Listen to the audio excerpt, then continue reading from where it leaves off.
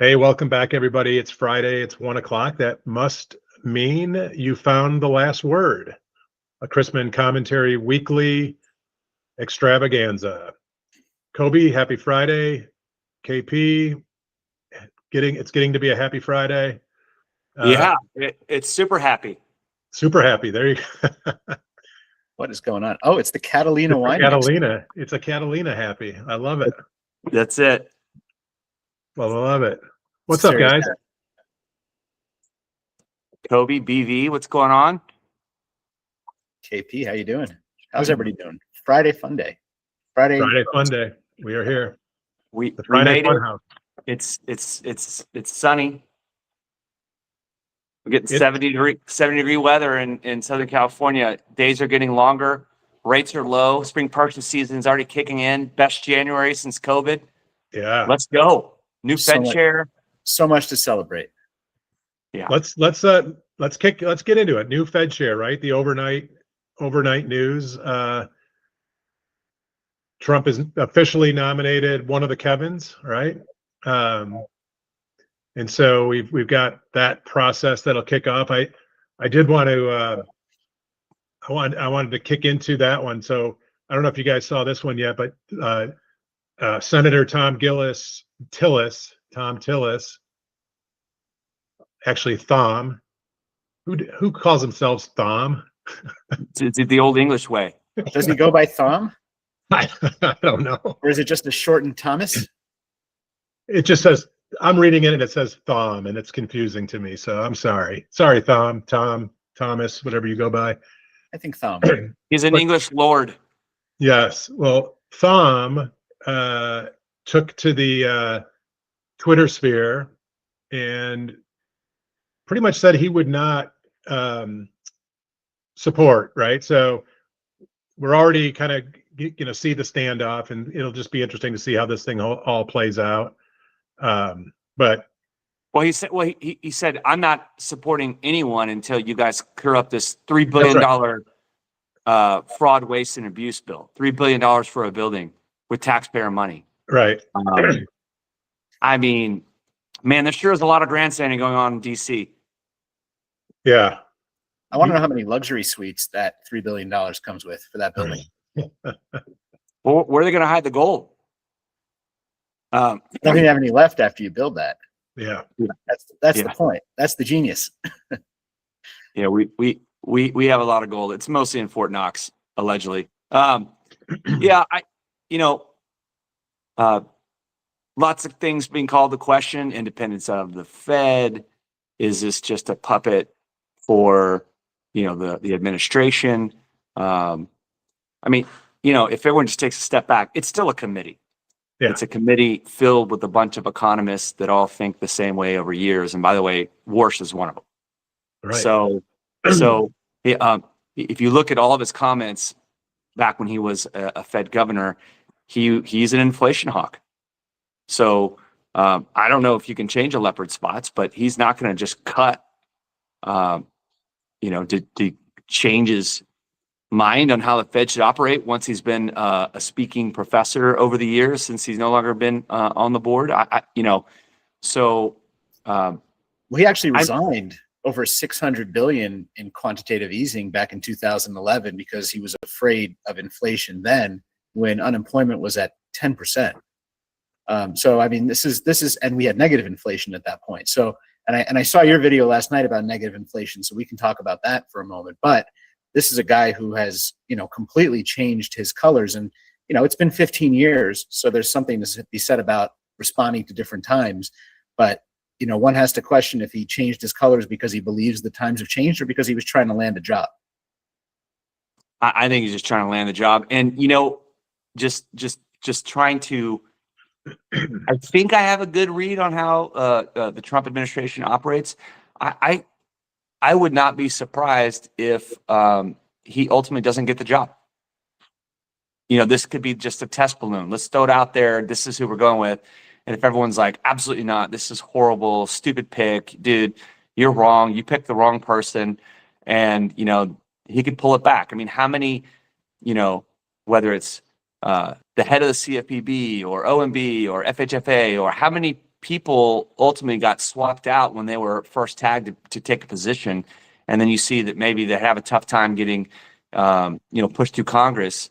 That they, okay, just kidding, we're gonna go with this person. So Right. I still think that's a potential. It's not a high chance, but I wouldn't rule that out. Like, this is the guy for sure. We're going forward no matter what. Well, he's already talking about not pressuring the new Fed about rates, but I mean, wasn't that kind of implied in the hire?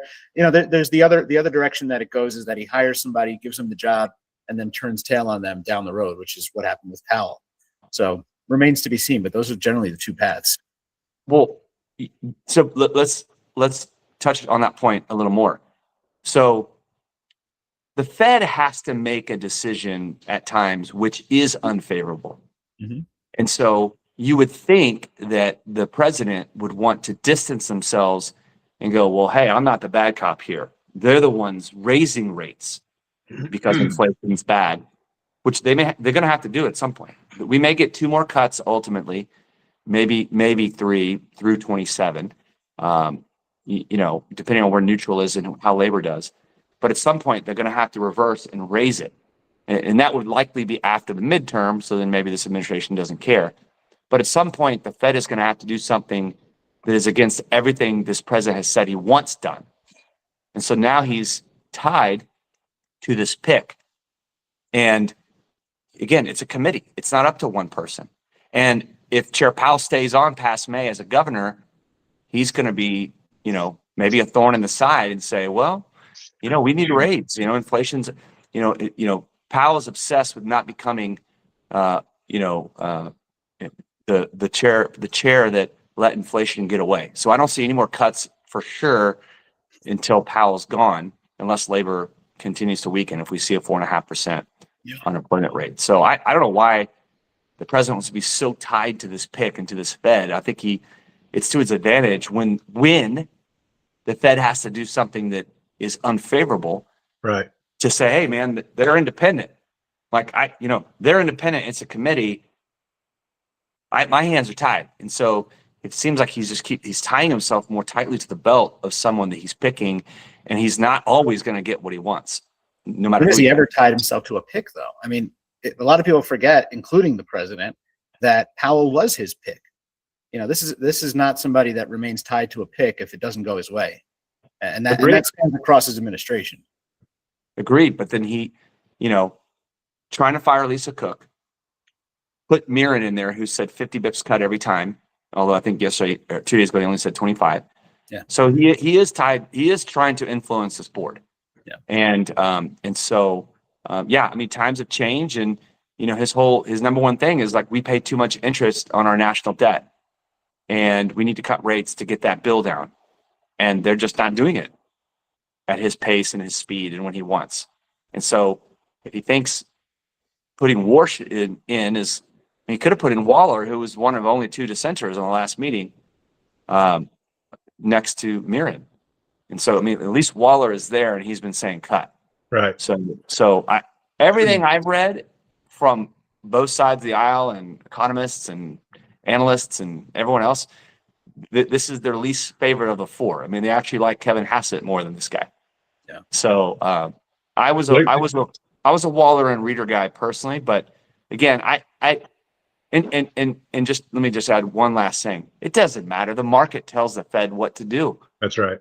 The bond market tells the Fed what to do, which is why I like Rick Reader. He's so tied into it. He is in charge of fixed income for all of BlackRock, trillions of dollars. The Fed, if you look at the 2-year Treasury, if that yield goes down, that's telling the Fed you have room to cut, and then they cut.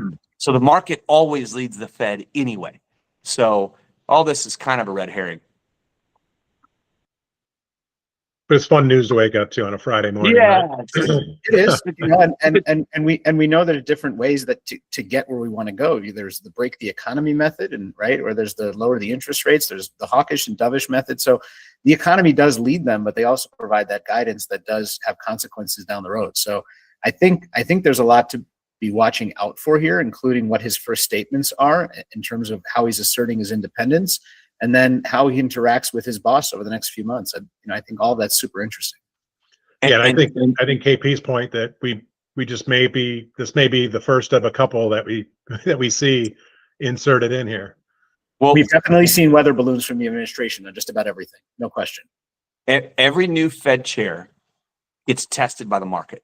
Yeah. So the Bondanistas, if you will, right?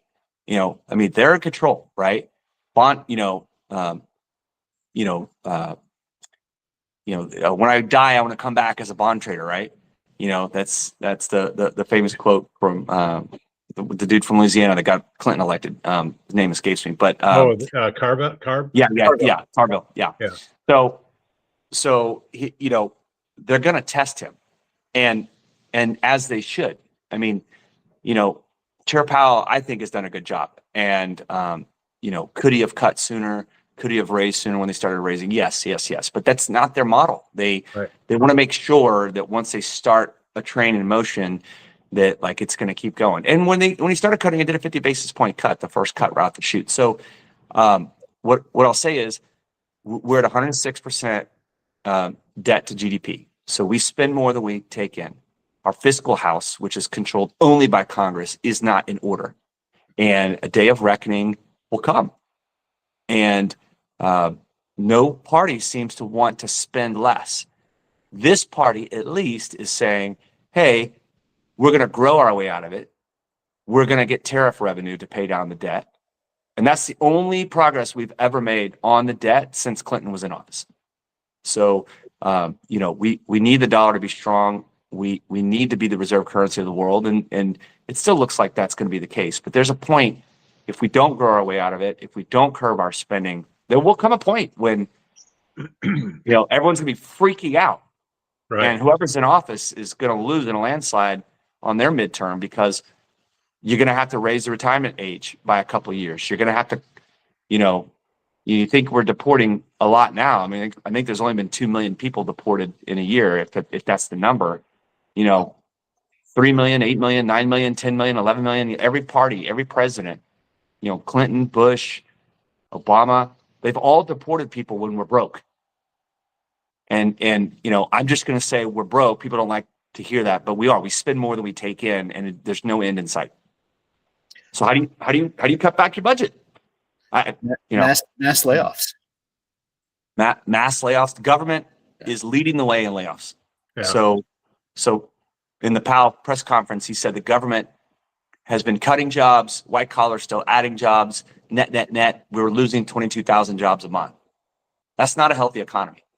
We're in a no hire, no fire environment and just waiting for something. And I don't know what that is, but the reason this matters, and we're talking about it for 13 minutes, is because this impacts rates, which is a big driver of all of our businesses. And that's, so it is important. It's not esoteric. I mean, it really does impact rates, which are the driver for home affordability, which is a driver for new business. It's how we, grease the skids. And if you have lower rates, existing homeowners, even if they're locked in a 5% or under rate, they're like, I've gained enough equity that if I sell and put that all at the next one, even at a higher rate, which is getting lower, maybe not down to where they are, but that trade-off makes sense for them to go to the next house. The payment is something they can live with because wages are still growing. So, anyway, and inflation is coming down, right? So Slowing down. It's disinflation, right? Yeah. So inflation, less going up inflation. So that's called disinflation. And then there's outright deflation, which is what we're importing from China. So we are getting less costly goods, which ultimately is good. I mean, it's never been a better time to buy a TV, or a smartphone or anything. It's like the quality of life in Mississippi, which is the poorest state in the United States, is higher than the quality of life of every other G7 nation. So and it's just really tough for the lower end of the K on the K-shaped economy. That's the problem. And we just got to find a way to help them get into houses and build wealth and build their way through it. And I think there's another point, KP, on this news, right? We talk about it because it impacts our industry directly, but this is also, it's something that consumers, the general consumer, has visibility to. And so I think it's important for the folks that tune in every Friday and glean some information here. This is an opportunity to learn and then take the learnings back to your community and share it with the consumers that they all serve. So let's move off of that topic. And next week we kind of hit the conference circuit, even though I like to say that the conference season officially started 2 weeks ago at the Winter Summit held by Mismo in 3, buddy. Where you been? 3 weeks. Yeah, it was like Oh, what? is that Seems long like. ago? Yeah, it could have been. Oh no, you're right. You're right. You're right. It was the end of that. It was like the 11th, 12th, and 13th. You're right. But yeah, Monday, probably Sunday for a lot of people, but Monday through Wednesday next week, a lot of the industry will find their way to northern Florida, Amelia Island, just outside of Jacksonville, for the IMB conference, MBA's annual conference for independent mortgage bankers. KP, you were co-chair at one point. I'm not sure if you're still part of the leadership ladder there of IMB. But yeah, this is a great event. Yeah, it's funny because I just got a call from Jason Stanger from Movement, or he was at Movement, now he's at Rate. He was my co-chair, and then Mickey Schilling came in. So I took over for Laura Brandeo, and then Mickey took over for Jason. So I'm sure by the end of this year, someone will likely take over for me. Right on. But yeah, we got a lot of good feedback in Austin last year that the last event on the Tuesday is a peer-to-peer roundtable. So an hour and 15 minutes, closed door session, only independent mortgage banker, owner operators and executives, no media, 2 drink carts. And Mickey and I will be walking around with a set of questions we've already gotten from all the surveys. People want to talk about AI. They want to talk about state regulation and compliance. They want to talk about what's working for our business, what are some top things that have given you ROI, cost savings, whatever. And it's a great session. And and so, a lot of great sessions. So I think I'm on a panel also with Deep Haven and eResi the next morning, going over non-QM strategy as well. So really good show. I'm excited about it as co-chair, and it's not too late to get out there. So hop on the plane, make a trek. That's right. That's right. I was telling Kobe before we went live that I'm moderating a panel on Wednesday on compliance. Go figure. So we get to close out the show on Wednesday. Well, mortgage compliance data set, kind of important. Very important. Very important. That's right. That is right. So yeah, that officially kicks off the chaos that becomes, spring conference season. KP, I know you've already had multiple trips, going on. So it's just more of the same. Kobe, you guys have your big event coming up as well, which I'm learning about it for the first time. Why don't you share a little bit about what your company puts on and who the audience is there? Yeah, super cool. So this will be, I think, either our 13th or 14th year doing it. It's our leadership summit that happens every April. And it's 400 to 500 C-suite executives in the real estate industry that attend. We're getting more mortgage participation as we're seeing more vertical integration happening. So super cool. Happening in Orlando this year. We've got a golf tournament that kind of kicks it off the day before. So a lot of fun, and I'm really looking forward to a lot more mortgage participation this year. We just did a webinar with Stratmore yesterday. T3 and Stratmore did one on vertical integration, so that conversation continues to evolve and be more important. And I think we're gonna keep seeing more of that discussion happening as we continue to focus on the customer experience and how we can create something that's frictionless and sustainable. We have a lot of work ahead of us to increase profitability, and we can't, we talk about growing our way out of a bad economy. We have to find ways to grow out of a stagnant mortgage and real estate industry where, we seem to have this finite amount of transactions happening, and it's just the number is not growing exponentially. It's growing a little bit year by year. So gaining more market share and finding more value in that transaction, and also turning the transaction into something that's more of a relationship. I almost hate calling the mortgage closing or the mortgage deal or the real estate deal a transaction, because when we do that, we put a finite end to it, and the end point has historically been the closing date. And afterwards, we've maybe sent a calendar, maybe sent a sticker or something, or a postcard. We need to get a lot more relational with our customers, and I know that's something you talk about, Brian, upstream, and we need to focus that all the way down, because the reality is, we're giving away 80% of our customers. Some are better than that, but Yeah. the real estate side and the mortgage side, we're giving away 80% of our customers that close deals with us and never come back. And that's something that needs to change. And go ahead, Brian. No, go. I'll come on top of you there. Okay. I think I was reviewing the January release of MBA's economic and mortgage forecast, and I just want to like reiterate, like we are doing more business, and so in 2024 there was $348 billion in refinance business. In 2025 there was $698 billion. Refinance business doubled last year, and it's supposed to go up to like $740 billion in refinance business. New refinance business this year, plus the purchase business, getting us to a total of about 2.2 trillion, give or take, depending on how the rate environment looks the rest of the year. There's a lot of business out there. There's more business out there, and so I would say, to Kobe's point, having that relationship, that matters, even if it's a refinance transaction, which, it isn't necessarily in the real estate space, but it is a big deal for all these systems we put in place to build relationships and be upfront. And by the way, hat tip to FinLocker, Brian. I was on a call with 630 out of St. Louis. Doug Wilbur and the team over there. Doug. I'm on with him this afternoon. I had a great call with their team. I got to meet, their whole thesis around how they invest in venture capital. And they put up this bubble chart that kind of showed like the house and how it all relates, how it brings health, how using your house to tap the equity to pay for bills. We all got 1,000 problems. When you got a health problem, you got one. That's right. And so how do you unlock that equity? And they had a FinLocker logo right there on their bubble sheet. And I was like, oh yeah, I've been talking to those guys for a while. I love them. Right so, just driving, borrowers are apathetic. They're a lot more apathetic than originators or real estate agents are. And so getting them to have more seamless experiences that fit the way they operate, to get them more engaged, to have a better relationship with their real estate agent or originator.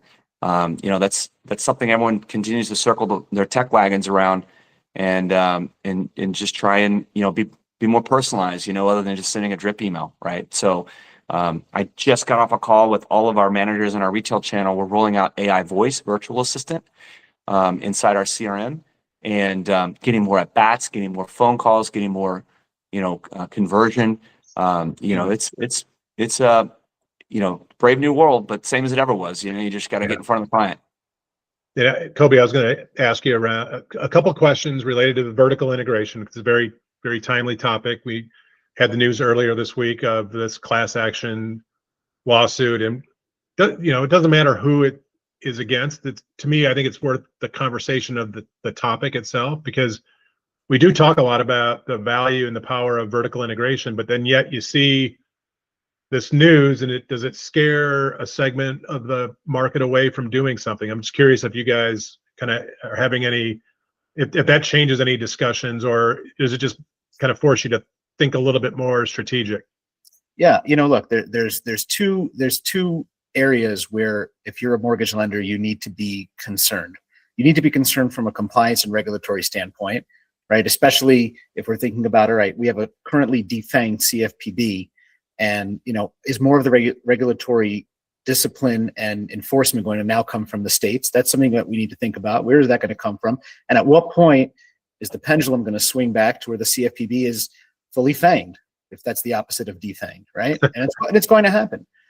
The other thing that we need to think about constantly in our business is the attorneys that are circling us like sharks in the water, right? And the same attorneys that launched that class action against Zillow, against Rocket, also were part of the NAR settlement, and we're involved there too in the Sitzer Burnett case. We've got to be above reproach. We've got to figure out not only how to make a frictionless experience for the customers, and give that white glove concierge service so that we can retain customers, and our customer acquisition costs don't keep rising because we're constantly chasing new people. But we've got to figure out how to do it so that it's transparent, so that it's clear, so that the customer value proposition is there. And if we can achieve that, there's no reason that the whole handoff and referral partnership model can't work. Right. We just need to be better than those that are trying to take us down. And that's that. My second point on this was talking about vertical integration and then the benefit of client experience and retention.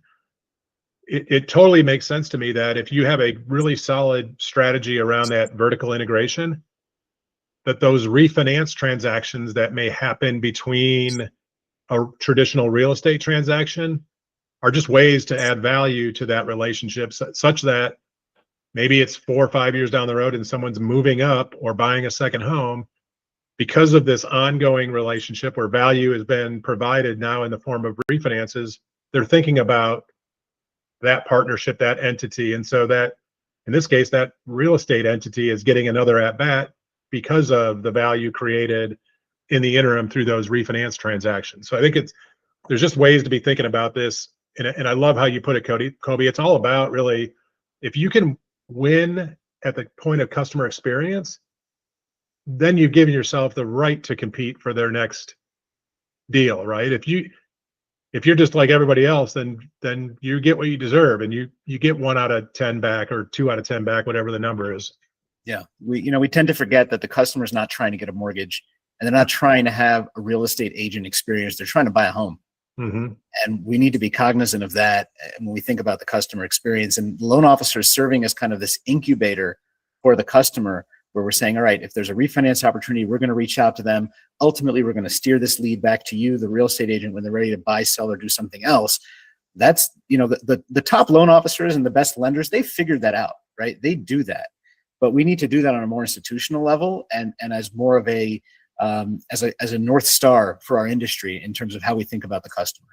Yeah, I know, KP, you have a lot of folks on your team that really think about that life cycle. Abdel, we always talk about Abdel. He's like the poster child. He's not a child, the poster gorilla for customer experience. But shout out Ryan Grant and the team at Neo Home Loans are part of Better. I mean, Ryan lives and breathes, the customer experience. And Ryan struck me a number of years ago.